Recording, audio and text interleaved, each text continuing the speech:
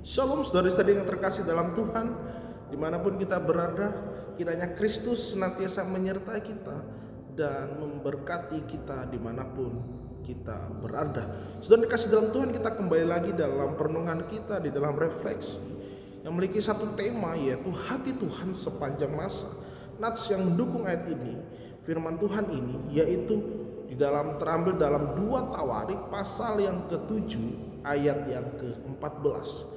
Bapak Ibu terkasih dalam Tuhan, kehidupan kita selalu belajar. Kita dan juga meyakini bahwa Tuhan itu maha kuasa dan Tuhan itu berdaulat atas segala kehidupan kita.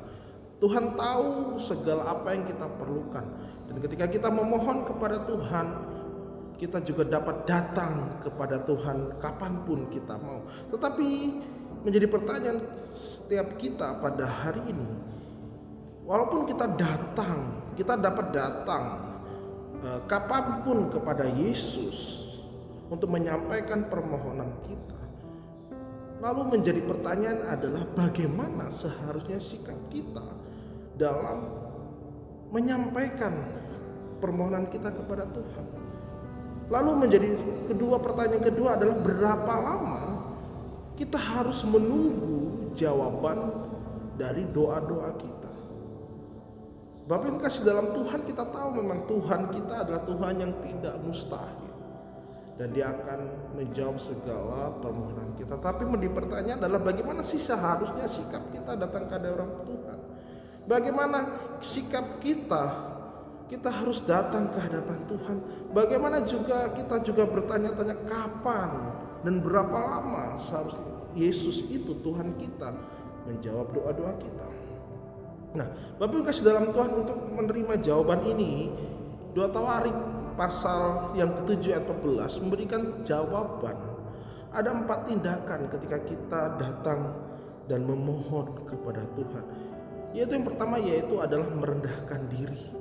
Bagaimana sikap kita seharusnya merendahkan diri, ketidakberdayaan kita. Kita mohon kepada Tuhan dengan merendahkan diri, membuang segala ego kita. Lalu kita juga berdoa. Dalam berdoa pun kita juga harus sadar, bukan menghendaki kehendak kita, tapi menjadi kehendak Bapa.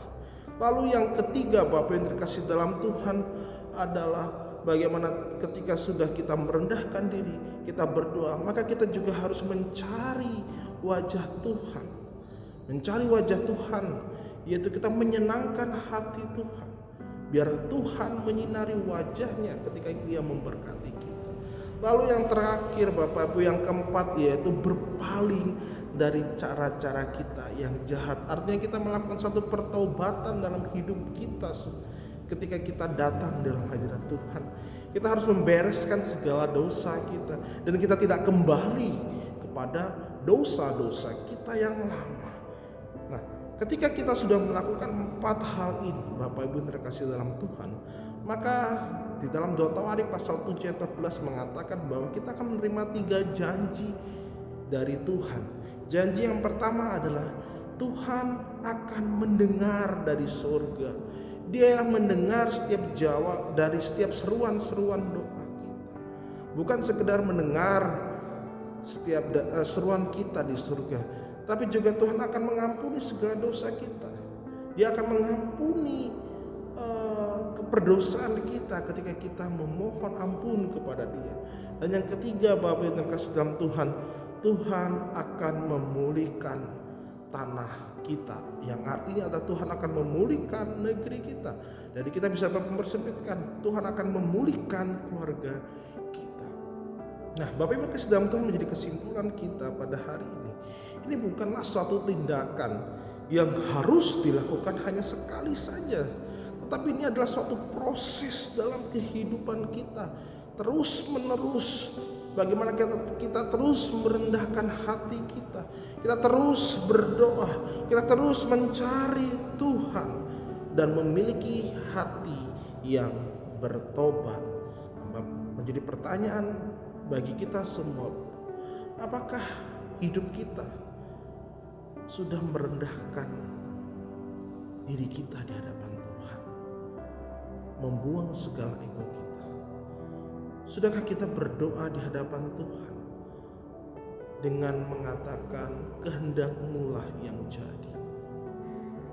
Sudahkah kita mencari wajah Tuhan, yang artinya kita menyenangkan hati Tuhan dalam setiap hidup kita? Dan sudahkah hidup kita, dalam kehidupan kita, sudah bertobat dan tidak kembali kepada dosa-dosa yang lama? Dan jika hal itu sudah dilakukan Bapak Ibu, Tuhan akan memberikan janji-janjinya yang tidak pernah terlupakan, dan janjinya pasti akan ditepati. Bapak Ibu terkasih dalam Tuhan, biarlah perenungan kita pada hari ini jadikan kekuatan baru dalam hidup kita dan juga menjadi penopang hidup kita. Kiranya Tuhan Yesus memberkati kita.